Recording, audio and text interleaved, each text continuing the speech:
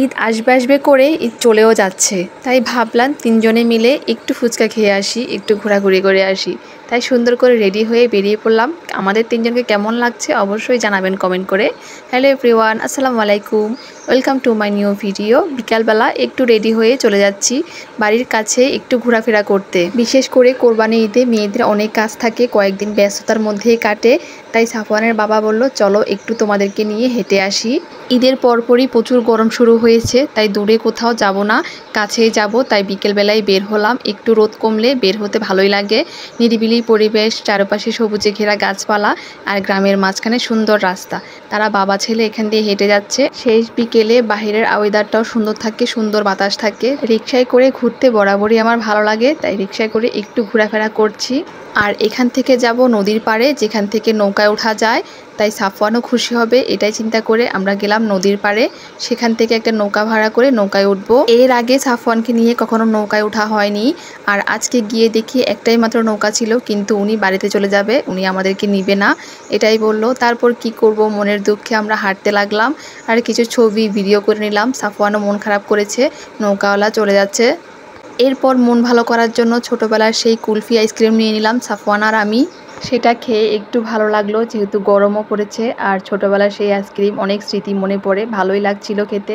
ওর বাবাকেও একটু খাইয়ে দিলাম। এই আইসক্রিমটা ছোটোবেলায় কে কে খেয়েছেন অবশ্যই কমেন্ট করে জানাবেন। নদীর পাড় থেকে হেঁটে হেঁটে আমরা একদম ব্রিজের কাছে চলে এসেছি। সেখানে বিশাল বড় মাঠ আর তাল গাছ ছিল, খুবই সুন্দর লাগছিল, ছবি এবং ভিডিওগুলো ভালো আসছিল। তারপর ব্রিজের উপরে উঠে আমরা ফুচকা খেয়ে নিলাম। ফুচকাটা অসম্ভব মজা ছিল, ঝালের পরিমাণটা একদম ঠিকঠাক ছিল আর টকটা অনেক মজা ছিল। তারপর দুইজনে 2 কাপ চা খেয়ে বাড়িতে চলে আসব। এইটাই ছিল ঘোরাঘুরি ব্লগ। কেমন লেগেছে অবশ্যই জানাবেন। পরদিন সকালবেলা ভোর 6টা বাজে ঘুম থেকে উঠে গেছি। এখানে আমি মাংস ভুজিয়ে নিচ্ছি। আজকে আমাদের বাড়িতে খালা শাশুড়ি এবং মামা শ্বশুররা সবাই বেড়াতে আসবে, সবাইকে দাওয়াত দিয়েছি শাশুড়ি আম্মু। তাই এখানে মাংস ভিজিয়ে রেখে পোলাও চালগুলো ধুয়ে নিব, সব কিছু রেডি করে নিলাম। এখানে বড় বড় হাঁড়ি নামানো হয়েছে, যেহেতু অনেকজনকে দাওয়াত করেছে, সবাই আসবে। শাশুড়ি আম্মুই সব রান্নাবান্না করবে, আমি তাকে কাটাকুটি করে সব কিছু দিয়ে হেল্প করছি। সব কিছু কেটে কুটে রেডি করে দেখি প্রায় 6টা 51 বেজে গেছে, তখন প্রায় 7টা। সব কিছু প্রিপারেশন শেষ করে আমরা সকালের নাস্তাটা করে নিয়েছি। রুটি আর পরোটা বানিয়েছিলাম, আগের দিনের গরুর মাংস দিয়ে খেয়ে নিয়েছি।